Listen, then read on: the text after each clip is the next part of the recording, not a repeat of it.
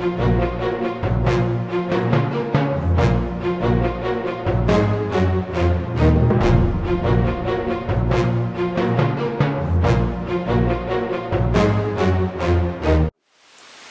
विच में डॉक्टर भगवान बालानी जी आया आहिनि। मां उन्हनि खे निवेदन कंदुमि, हिकु मिंट मथे अचनि। प्रिंसिपल आहिनि Bombay teachers training college Colaba, next to Gateway of India. छा सुझाव ॾेई रहिया आहिनि? तारियूं वॼाइजो ॻाल्हाइण खां पोइ।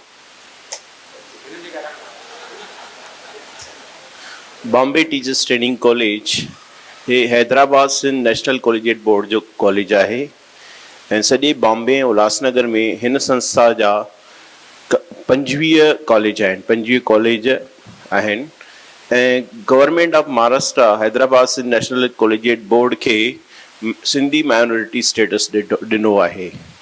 जेकॾहिं असांजा सिंधी ॿार इन्हनि कॉलेजनि में एडमिशन वठणु चाहिनि था त 50% सीटूं रिज़र्वड आहिनि ऐं जंहिं कॉलेज में मां प्रिंसिपल आहियां उते 50% सीटूं सिंधियुनि जे लाइ रिज़र्वड आहिनि। त मां तव्हांखे इहा विनती कंदुमि, तव्हां पंहिंजी संस्थाउनि में जॾहिं वापसि वेंदव त पंहिंजे समाज में सभिनी खे ॿुधायो त बॉम्बे में गेट ऑफ इंडिया जे पासे में हिकु सिंधी कॉलेज आहे, बीएड कॉलेज आहे। अगरि जंहिंखे बि बीएड करिणो हुजे उहे मूंखे अप्रोच कनि, असां उन्हनि खे ट्रेनिंग ॾींदासीं गवर्नमेंट जी सीईटी कीअं पास करण लाइ फ्री ऑफ कॉस्ट। उन्हनि खे कुझु चार्ज न कंदासूं, उन्हनि खे हेल्प कंदासूं, ट्रेनिंग ॾींदासूं, ऑनलाइन उन्हनि जी असां एग्ज़ाम ॾियारींदासूं ऐं उनखां पोइ उन्हनि खे असां एडमिशन ॾींदासूं। हिकु ॻाल्हि ऐं ॿी ॻाल्हि हाणे नई थी आहे, HR कॉलेज, KC कॉलेज ऐं बॉम्बे टीचर्स ट्रेनिंग कॉलेज गॾिजी मिली करे सेंट्रल गवर्नमेंट खे प्रपोज़ल ॾिनो त Hyderabad Sindh national collegiate board जा इहे जेके 3 कॉलेज आहिनि इनखे क्लस्टर यूनिवर्सिटी जो दर्जो ॾिनो वञे। त असांखे 24 तारीख़ 24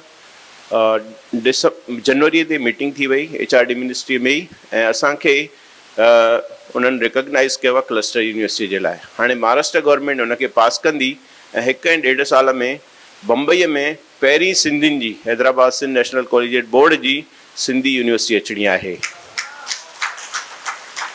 ऐं असां इन सिंधी यूनिवर्सिटी में सिंधी सब्जेक्ट बि आणींदासूं। हाणे हिन साल मां सिंधी कोर्स शुरू कयो आहे, सर्टिफिकेट कोर्स इन सिंधी। दादा प्रकाश टेकचंदानी मूंखे ॾाढी हेल्प कई, असांखे रिकॉग्नाइज़ कयूं, सिंधी सर्टिफिकेट कोर्स शुरू कयो आहे। उनखां पोइ असांजो इरादो आहे diploma course in Sindhi subject language ऐं एडवांस डिप्लोमा ऐं ग्रेजुअली जेकॾहिं वधीक असांखे ॿार मिलंदा त असां वधीक सिंधी कोर्सिस बि हिन सिंधी यूनिवर्सिटी में शुरू करणा आहियूं। ऐं मुंहिंजो इरादो आहे त बॉम्बे टीचर्स ट्रेनिंग कॉलेज खे टीचर्स खे त असां ट्रेनिंग ॾींदा ई आहियूं, बट साथ साथ असां चाहियूं था त इहो हिकु सिंधी सिखण जो सेंटर हुजे ऐं जेकॾहिं बॉम्बे में रहंदड़ जेके सिंधी आहिनि उहे मूंसां जेकॾहिं गॾिजी कंधे सां कंधो मिलाए करे अचनि त मूंखे लॻे थो इहो मुंहिंजो जेको ड्रीम आहे असां पूरो करे सघूं था। Thank U.